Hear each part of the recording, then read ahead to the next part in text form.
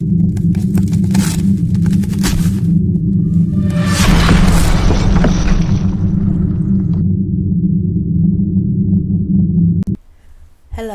and welcome to my channel, where I'll be telling you all kinds of strange stories ranging from true crime to some much less believable, although just as fascinating, tales. For today's video we have the intriguing story of Sarah Winchester. Listen in and see what you think. The Winchester Mystery House is well known among history and mystery buffs for its twisting staircases, doors that go nowhere, and rumoured hauntings. However, although the mansion remains a famous tourist attraction, its interesting owner is sometimes an afterthought.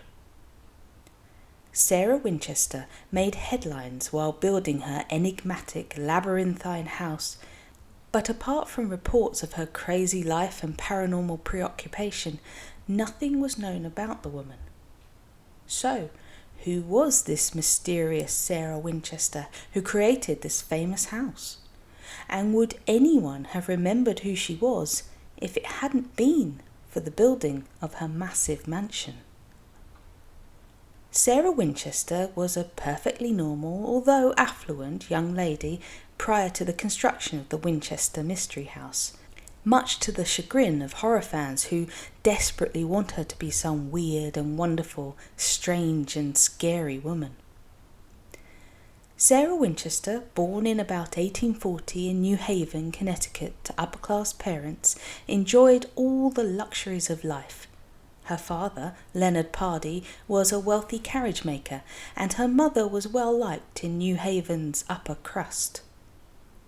The family made certain that their 7 children had a well-rounded education. Sarah learnt 4 languages as a child and was accepted to Yale's Young Ladies Collegiate Institute, the only school available for women at the time. Sarah's social standing placed her in an ideal position for marriage to a similarly affluent young man. To make things easier, the Pardees knew numerous other wealthy families via their church. When Sarah reached marriageable age, her parents already had someone in mind, a gentleman who would assure their daughter's well-being for the rest of her life.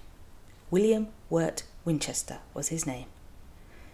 William Winchester, the sole son of gunmaker Oliver Winchester, was the successor to the Winchester Repeating Arms company and the fortune that went with it.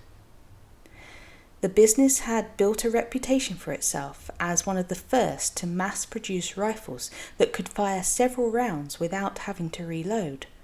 The 1873 model in particular was very popular with settlers and was regularly employed throughout the American Indian conflicts. The Winchester family gained quite a lot of money as a result of the tremendous sales and rising popularity. This was money that would one day form the basis of Sarah Winchester's peculiar fixation. In September 1862, William and Sarah Winchester married. William worked as treasurer for his family's business with his father throughout their marriage, and Sarah gave birth to a daughter called Annie Pardee Winchester 4 years into her marriage. Unfortunately, the Winchesters' happiness would be fleeting. Annie died only 40 days after birth from marasmus, a rare illness in which the body suffers from malnutrition owing to an inability to digest proteins. According to some reports, Sarah never fully healed from the loss of her young daughter.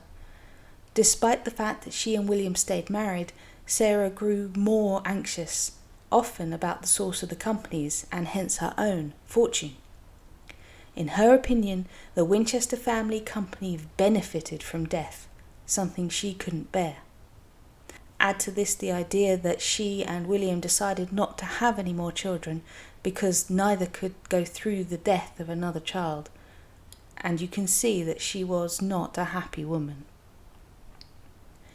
To make things even more complicated, William's father, Oliver, died in 1880, leaving the firm in the hands of his only son. Then, less than a year later, William became sick and died of TB, leaving everything to Sarah, and only Sarah. Sarah Winchester suddenly found herself with a $20 million fortune, equal to nearly $500 million today, as well as 50% shares in the Winchester Arms firm. Despite the fact that she never worked for the company, her ownership provided her with a daily income of $1,000, or about $26,000 today. Sarah Winchester lost her daughter, husband, and father-in-law in a short period of time, but received a wealth large enough to keep a small nation afloat. The only remaining issue was what she should do with it. Sarah Winchester considered her newfound riches as blood money obtained through the untimely deaths of thousands of people. In her quest to figure out what to do with the money, Winchester sought the advice of a medium in Boston, a few hours north of her home in New Haven. According to the account, Winchester spoke to the medium about her remorse over the innumerable victims of Winchester weapons. In response, the medium fed her delusions and told her that she would be tortured until she appeased the souls of these victims. He advised her that the only way to do it was to relocate west and construct a home for the lost souls. Sarah Winchester, not one to face everlasting damnation at the hands of furious ghosts, made it her goal to follow the medium's counsel. Soon after her visit, she packed her belongings and relocated as far west as she could from New England, to the sunny bayside city of San Jose, California. Sarah Winchester bought an unfinished home in the Santa Clara Valley in 1884. Rather than engaging an architect to help, she hired a crew of carpenters and told them to build straight onto the farmhouse as she saw fit. Before long, the derelict farmhouse had been transformed into a 7-story mansion, erected by a staff that worked round the clock, while spiritualists and mediums from all over the city paid frequent visits. Local tradition has it that Winchester called these spiritualists to advise her on how best to please the ghosts, still, it would seem, fearing a life of endless haunting. Whatever the spiritualist's response, Winchester never stopped building on her home, always adding and changing things for the sake of its ethereal residents. Sarah Winchester added numerous unexpected elements to confuse any spirits wanting to approach her directly. These included stairs that terminated abruptly, windows that led to internal rooms, entrances that opened to a multi-story fall, and passageways that looked to go nowhere before looping back upon themselves. Perhaps she hoped that these ghostly apparitions would get disorientated on their journey to frighten her. Perhaps this is also why it's rumoured that she slept in a different bedroom every night. She certainly had enough of them.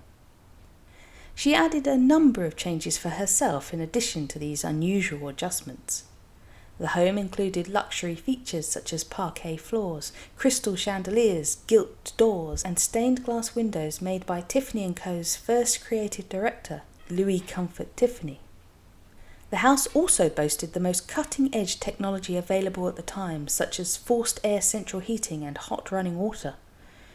In this way, the house exemplified Sarah Winchester's money in all of its opulence and paranormal proclivities. Although Sarah is most remembered for constructing what became known as the Winchester Mystery House, she also made her imprint on the world in other ways.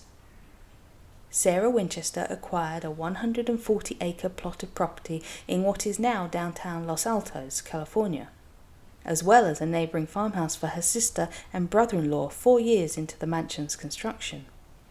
Sarah kept a houseboat in San Francisco in her senior years while living at the Winchester House throughout its development. According to local tradition, Winchester preserved the boat, dubbed Sarah's Ark, as an insurance policy against an Old Testament-style deluge that the medium predicted would come in the future. The most plausible scenario is that Winchester spent time with affluent socialites who also owned a houseboat, and the Ark was a method for her to retain her status. Sarah Winchester created a reputation for herself in the late 1800s when she relocated to San Jose because of her concern with the afterlife. For the rest of her life, she had to put up with stories of insanity and otherworldly possession. But her death was a quiet one, and was not down to spirits. Sarah Winchester died in her sleep in September 1922. After that, her home was taken over by her secretary and niece, who auctioned it off.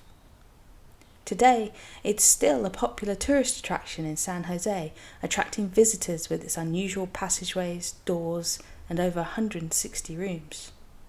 The mansion and Sarah Winchester herself have witnessed a rebirth in popularity in recent years, mainly due to the release of the horror film Winchester. Starring Helen Mirren as Sarah Winchester, follows a grieving lady who constructs a mansion to satisfy the ghosts of her husband's murderous profession. Unfortunately, this is the amount to which the film corresponds to reality. While Sarah Winchester did construct the mansion to please somebody, it was most likely her own guilt rather than otherworldly creatures. Sarah Winchester did what she felt was right in order to atone for her husband's transgressions, but she left behind a fascinating existence in the process. Most crucially, there is no evidence of demonic possession, ghostly apparitions or hauntings at the Winchester home. But it hasn't prevented urban legends from circling this strange edifice and bringing hundreds of people to view it every year. Thank you so much for watching my video. If you enjoyed the content, click the subscribe and like buttons so you can receive more content like this strange story every week. See you next time.